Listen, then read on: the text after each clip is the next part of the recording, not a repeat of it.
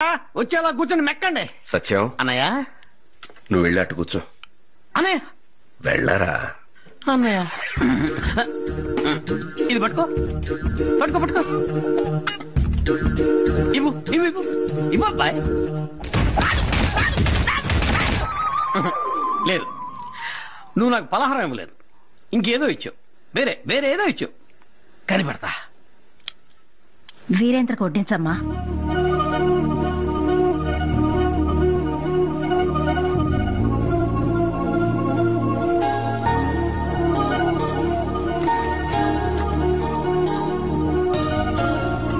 చాలు. తను అలాగే అంటాడమ్మా. ఇంకో 4 వడ్డించు బాబు. తృప్తిగా కడుపు నిండా తిను. అలాగే అమ్మా.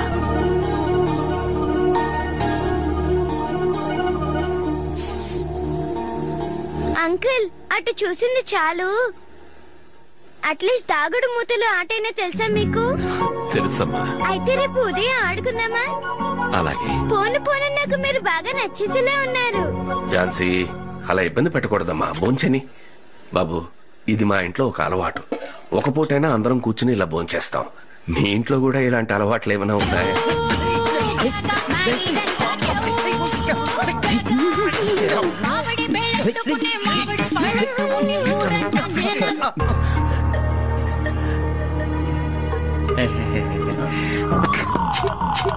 ఏంటిది, ఇలాంటి బేవర్స్కం తీసుకొచ్చి ఇంట్లో పెట్టాడు. అన్నయ్యకి కూతురు ఎలా పెంచాలో తెలియలేదు. నేను నా కూతుర్ని ఎలా పెంచాను. మీరు బీఎస్సీ కెమిస్ట్రీయేనా? నేను కెమిస్ట్రీ. ఆయన బీఎస్సీ కెమిస్ట్రీ, నేను బీఎస్సీ కెమిస్ట్రీ నచ్చలేదు.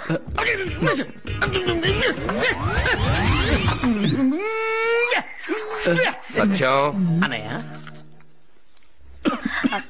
బాబు మెల్లగా మెల్లగా మెల్లగా. జాగ్రత్త బాబు, ఎవరో తలుచుకుంటున్నట్టుగా.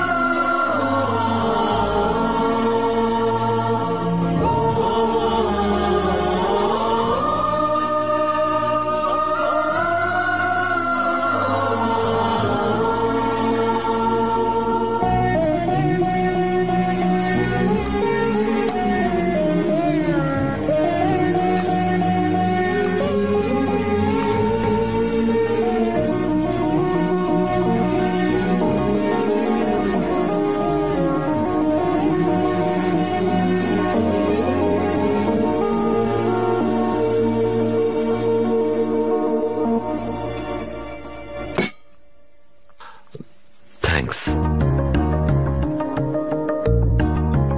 ఎక్కడంటే అక్కడ పడుకుంటూ, ఎక్కడంటే అక్కడ తింటూ, అసలు పద్ధతి లేకుండా మా ఇష్టం వచ్చినట్టు మేము బతికేశాం.